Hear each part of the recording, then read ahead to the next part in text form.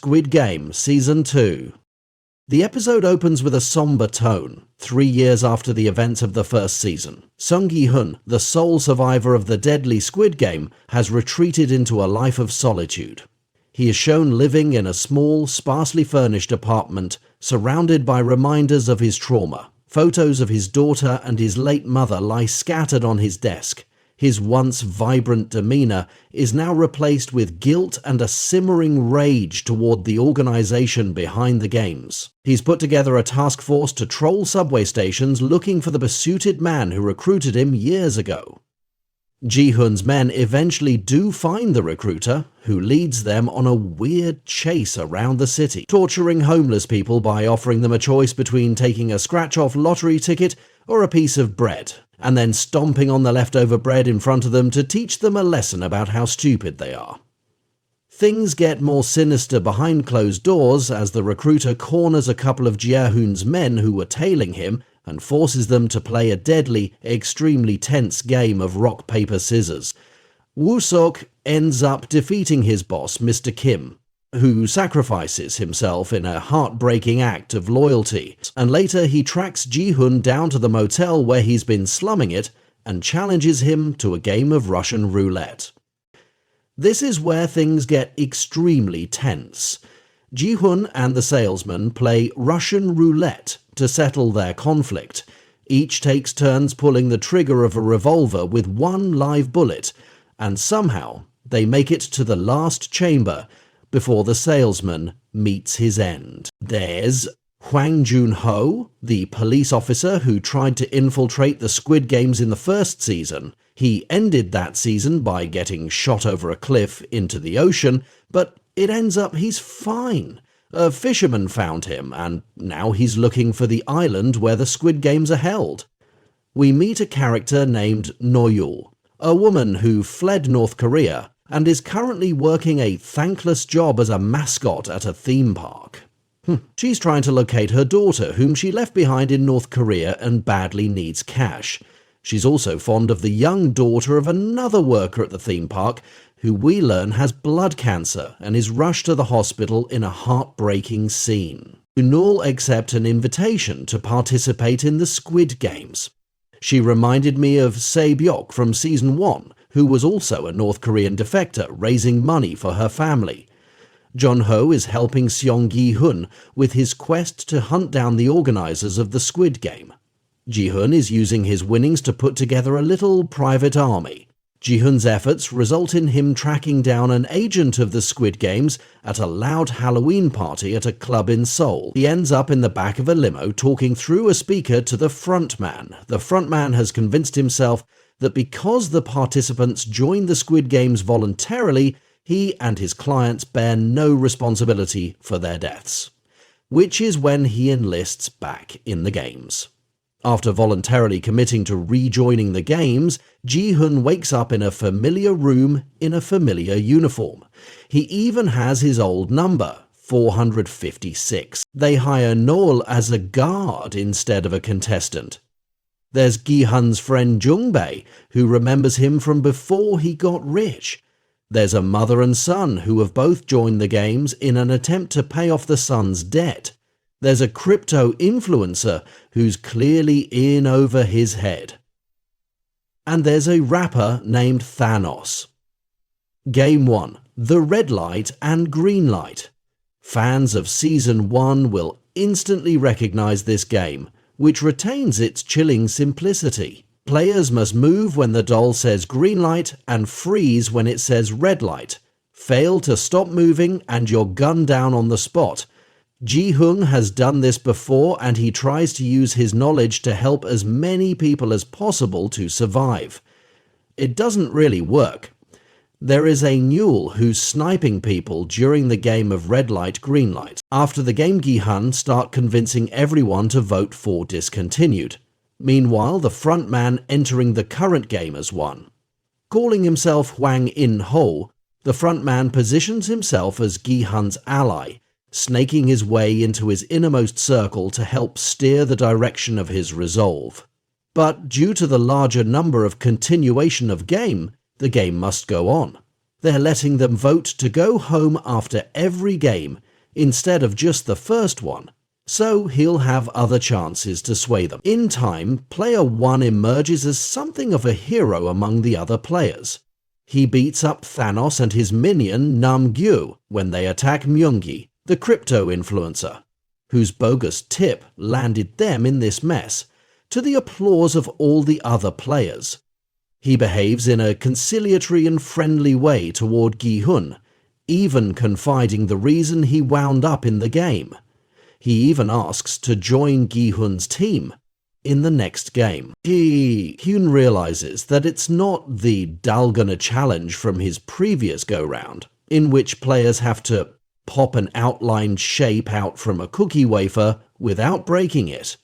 The night before the game, he has a nightmare that the most basic shape, the triangle, has become impossibly elaborate. Game number 2. Six-legged pentathlon, which is brand new challenge, is a multi-part nightmare that forces players to team up in groups of 5. Not only you, but everyone in your team die if you don't all make it to the end before time runs out. But you need to introduce yourself to 4 strangers beforehand to assemble your team. It's torture all the way through. Their legs are tied together, making every movement a coordinated effort as they tackle 5 minigames. First minigame is Dakji. Yes, it's back again, but this time as a competitive group activity. Second minigame, Flying Stone. Knock over a vertical stone from a distance using another stone. Third minigame, Gonggi. Catch pebbles in increasingly difficult rounds. Fourth minigame, Spinning Top. Spin a metal top successfully using a thin rope. And fifth minigame, SJGI. Kick a traditional toy 5 consecutive times without it touching the ground. Miscommunication or lack of trust often leads to failure, showing how individual strengths mean little without collective effort. Ji-hun team are playing nicely one by one, they are clearing all the mini rounds, but when it's in Hugh Frontman's turn, he pretend that he is very scared, and it's not working and start hitting himself that we will die. But Gi-hun motivates him, and they pass the round. Even after 2 deadly games in a row, many players still want to keep playing. Why? Because they're all in serious debt and feel like this is the only way they can ever be financially free. After more players are killed during the 6-legged pentathlon, players are once again given an opportunity to vote. Some players who voted to stay last time have understandably changed their minds and plan to vote to leave this time. But many players want to play, you guessed it, one more game. Game 4. Mingle. The contestants all stand on a rotating platform and have to form groups of differing numbers the moment it stops, and then run with their groups into one of several rooms before the time limit runs out. Anyone who is left outside, or anyone who enters a room without the required number of people, is shot. It's simple, quick, and horrifying. During that same round, 2 players grab Yongsik and separate him from Geumja. Luckily, Yong and In-ho scoop her up, but when In-ho questions why she's on her own, she tells him to watch his mouth and passionately defends her son's character. She doesn't want anyone to think that Yongsuk is a bad person, and that includes Yongsuk himself.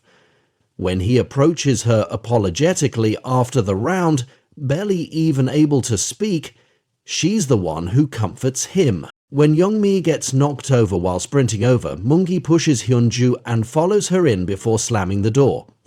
Youngmi makes it to the locked room, staring through the slit with tears in her eyes. Hyunju grabs Mungi and screams that it's his fault. However, Mungi points out that if Hyunju had run outside, she and Youngmi would have died, along with everyone in the room. "I saved your lives," Myungji yells, looking around defensively. After he demands that someone say something, Jinhe says he's right, and Hyunju's face crumples. The final round splits players into pairs, as In-He correctly predicts. Since there are 50 rooms and 126 people left, that guarantees at least 26 deaths.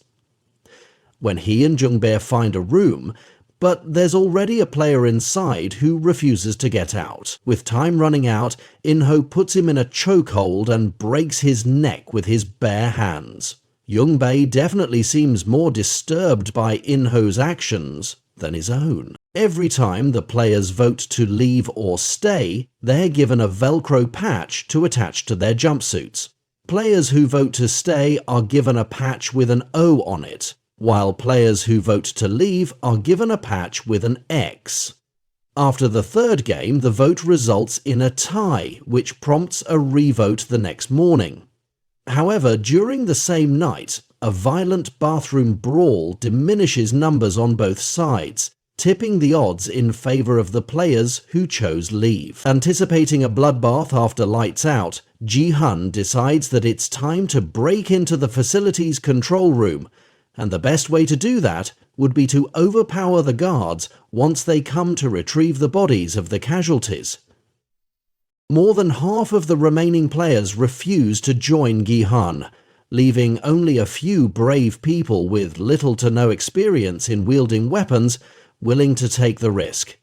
Hyunju/Player 124, who used to be a sergeant in the Special Forces, does her best to train them within minutes, but a combination of limited numbers and dwindling ammo makes it difficult for them to stand their ground. To make matters worse, Player 1, the frontman, decides that enough is enough. He stops being Gi-hun's friend and goes back to being his foe. First, he stages things to convince Gi-hun that he's been killed, then he slips back into his frontman costume, complete with mask, and reveals himself. Navy SEAL Dae-ho, getting traumatized mid-combat and failing to retrieve ammo on time, do not help matters, and the final nail in the coffin is hammered by Hwang In-He, who captures Ji-hun and kills his friend Jungbae. After donning the frontman's mask, Season 2 ends with a massive cliffhanger. Ji-hun is captured and is seen screaming in grief and rage after the death of his friend, and also the fact that he might have doomed others along with him. Back in the common room and the corridor staircase area, the rest of the revolters are brutally killed by the guards, while the non-participating players are surrounded by the rest of the guards. As Ji-hun has not been killed for some reason, it would make sense for the frontman to force him to continue the games as punishment for his revolt. Or he may have something even more nefarious in store for the person who worked so hard to dismantle his regime.